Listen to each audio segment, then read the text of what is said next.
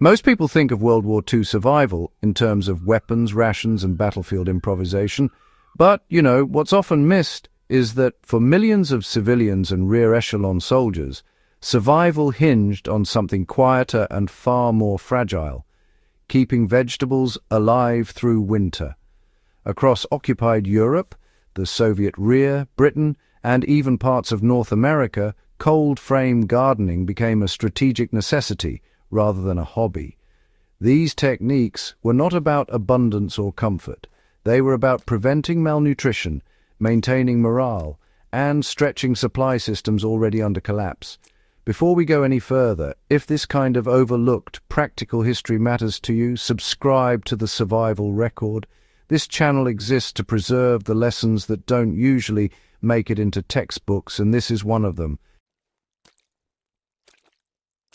The idea that wartime agriculture simply stopped in winter is a comforting myth. In reality, winter was when food systems were most vulnerable. Transportation froze, fuel was rationed, and centralized distribution failed with alarming regularity.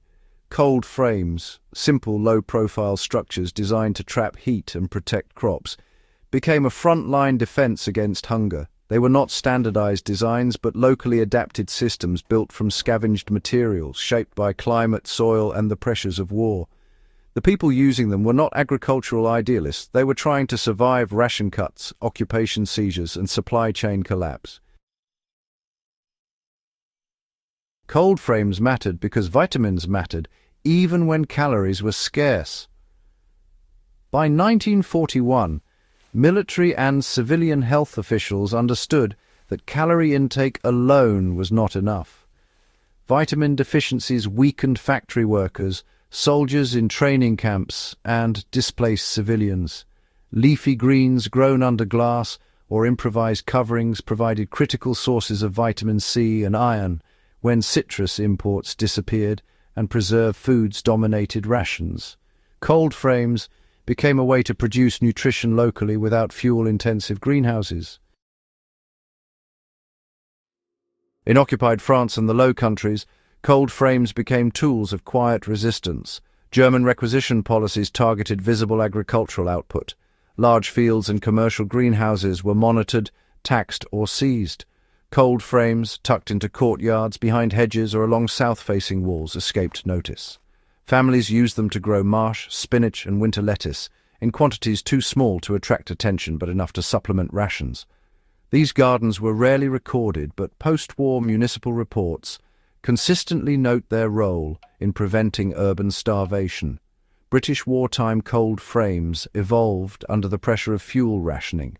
Britain entered the war with extensive greenhouse infrastructure, but coal shortages forced many glasshouses to shut down. Gardeners adapted by converting sections into unheated cold frames, using salvaged window panes and wooden crates. The Ministry of Agriculture quietly circulated guidance on soil insulation, manure layering, and orientation toward low winter sun. The Soviet use of cold frames reflected both ingenuity and desperation. In the USSR, winter gardening was not optional. Siege conditions in cities like Leningrad forced residents to experiment with subsoil heat retention and layered coverings made from cloth, paper, and oiled fabric. Cold frames were often sunk into the ground to exploit geothermal stability. Reports from the period emphasize how even small yields of greens improved resistance to illness during extreme cold and, starvation. Manure-heated cold frames were a forgotten bridge between pre-industrial and modern methods. Fresh horse manure, still widely available in the 1940s, generated significant heat as it decomposed. Orientation and microclimate mattered more than materials. Wartime cold frames were rarely elegant. What mattered was placement. Cold frames supported seed preservation as much as food production. Maintaining viable seed stock was critical during prolonged conflict. Cold frames allowed plants to overwinter and bolt in early spring, producing seeds adapted to local conditions.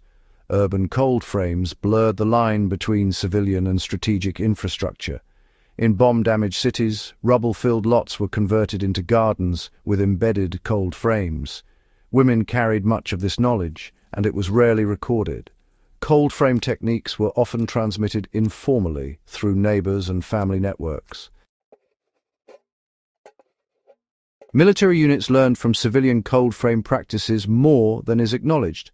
Cold frames reduced dependence on fragile logistic systems. One of the war's clearest lessons was that centralized supply chains fail under sustained pressure. Post-war abundance buried these techniques rather than disproving them. After 1945, industrial agriculture and global trade made winter greens commonplace.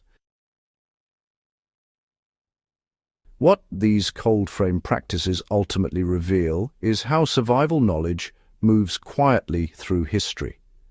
They remind us that resilience is built from small, cumulative decisions rather than heroic gestures.